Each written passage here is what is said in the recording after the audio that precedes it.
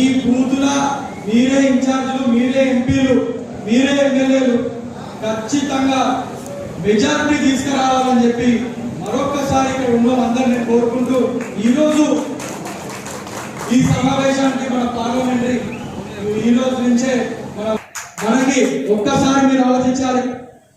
గత 10 ఏళ్ల బీజేపీ ప్రభుత్వం ఏ రకంగా మనల్ని మోసం చేస్తుందో అని ఒక్కసారి ఆలోచించండి. ఎందుకంటే ఉద్యోగాలు ఇస్తలేవు, ధరలు పెరుగుతున్నాయి, మనకి స్వేచ్ఛ ఉండలేదు, సమానత్వం ఉండలేదు. ఏమన్నంటే కేసులు అంటున్నారు, లేకపోతే బీజేపీలో జాయిన్ కావాలంటున్నారు. ఇక ఇదే చూసుకుంటా పోతే గత 5 ఏళ్ళ ఇక్కడ ఉన్న మన ఒక్కసారి మనం ఆలోచించాలి. ఏ ఒక్కసారి పనిచేసిందా? మరి ఓట్లు అనేందుకు ఏ అర్హత ఉంది బండి సంజయ్ గారికి నేను అడుగుతున్నా. దానికి ముఖ్యంగా మనం చూసుకుంటే ప్రధానంగా మన కమలాపూర్ బ్రిడ్జ్ సాక్ష్యం. దానికి ఇండియన్ అవుతుంది. రోజు ఇక్కడ నుంచి కమలాపూర్ నుంచి వచ్చిండ్రు, గంటలు అక్కడ అవుతున్నారు. అంబులెన్స్ వచ్చినా అక్కడ వాళ్ళు ఆగే పరిస్థితి ఉంది. మరి ఇక్కడ శాసనసభ్యులు ఉన్నటి వరకు అతనే బీజేపీ పార్టీ, అతనే ఎంపీ బీజేపీ పార్టీ, అతనే రైల్వే మినిస్ట్రీ వాళ్ళ కిందనే ఉంది. మరి ఎందుకు చేయలేకపోయినా నేను ఈరోజు అడుగుతున్నా. మీరు కూడా ఆలోచించాలని నేను కోరుకుంటున్నాను. ఖచ్చితంగా మిగతా విషయాలు ఏవైతున్నాయో సమయాభావం వల్ల పెద్దలు మాట్లాడుతుంది కాబట్టి వాళ్ళన్ని చేస్తారు. ఒకటి కార్యకర్తలు ఈరోజు నేను నిల్చొని మాట్లాడుతున్నా అంటే దానికి కేవలం మీ సహకారం, మీ సేవ, మీ కృషి అని చెప్పుకుంటున్నా. నేను మీరందరూ కష్టపడి పనిచేస్తేనే మనకి 53,805 ఓట్లు వచ్చినాయి. దానికి ప్రతి ఒక్కరికి నేను కృతజ్ఞత తెలియజేస్తున్నా. అదే విశ్వాసంతో, అదే ధైర్యంతో, నమ్మకంతో, ఉత్తేజంతో ఇంకా కరెక్ట్ మనకి 30 రోజులు ఉండే ఎలక్షన్ కి ఇక్కడ మన కాబోయే అభ్యర్థి గారు ఉన్నారు. రాజేందర్ అన్న వాళ్ళ నాన్నగారు మా తాతగారు చాలా దగ్గర మిత్రులు. సో ఖచ్చితంగా వారికి మనం చేసుకుంటే మంచిగా అన్న విద్యావేత్తలు, చదువుకున్న వ్యక్తులు ఢిల్లీలో చదవచ్చిండ్రు. పార్లమెంట్ పంపిస్తే ఖచ్చితంగా రేపు పార్లమెంట్ లో మన గలం వినిపిస్తారు. అక్కడ మన సమస్యలని అక్కడ లేవనెత్తుతారు. సో ఖచ్చితంగా రేపు రాహుల్ గాంధీ గారిని ప్రైమ్ మినిస్టర్ చేసుకోవాలి. మనం చేసుకొని మన ఉద్యోగాలు అన్న చెప్పాడు మెజార్టీ తీసుకొస్తే అప్పుడే. నా తర్వాత వినోద్ రావు గారిని 5 సంవత్సరాలు పార్లమెంట్ సభ్యులుగా ఇస్తున్నారు. నాకంటే ముందు ఒక హుజరాబాద్ తప్ప జమ్ముకుంట, కమలాపూర్, వీరభద్రలో వినోద్ రావును అంతకుముందు కూడా 5 ఏళ్ళు చూసారు. ఇప్పుడు బండి సంజయ్ గారిని ఎంపీగా చూస్తూ ఉన్నారు. ఒక్కసారి ఊర్లో లేనప్పుడు అది ఏ ఊరు తీసుకున్నా మంచిది, ఆ ఊర్లో అడగండి.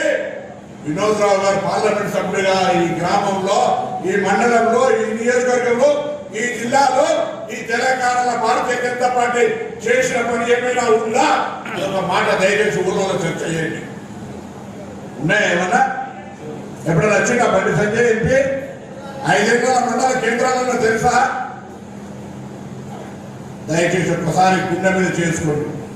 10 సంవత్సరాల భారతీయ జనతా పార్టీ కూడా తెలంగాణ రాష్ట్రానికి ఏమి ఇయ్యలే. తెలంగాణ రాష్ట్ర విభజనను అవహేళన చేసింది ప్రధానమంత్రి పార్లమెంటు సాక్షిగా. తెలంగాణ దొడ్డి గారిని ఎత్తుకపోయిండ్రు.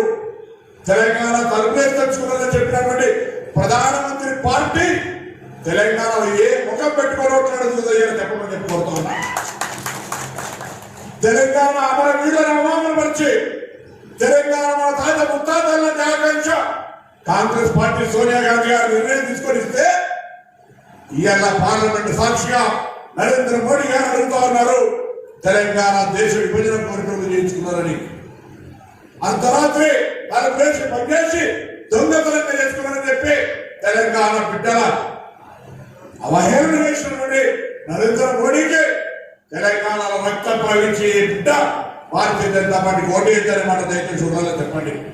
అంతేకాదు 10 సంవత్సరాల తెలంగాణ రాష్ట్రం 29వ రాష్ట్రంగా ఈ దేశంలో ఏర్పడితే చదువుకోవడానికి ఒక ఉన్నతమైన విద్యా సంస్థలు తేలి, ఆరోగ్యాలు బాగుండాలని ఒక వైద్య సంస్థలు తేలి, ఉద్యోగాల కల్పనకు ఒక పరిశ్రమలు తేలినటువంటి భారతీయ జనతా పార్టీ కొత్తగా ఏర్పడిన రాష్ట్రానికి ఏ ఒక్కటి కూడా ఇవ్వకపోతే ఏ ముఖం పెట్టుకొని ఊర్లలో ఓట్లు గడుపుతారో ఒక్కసారి మీరు అడగండి.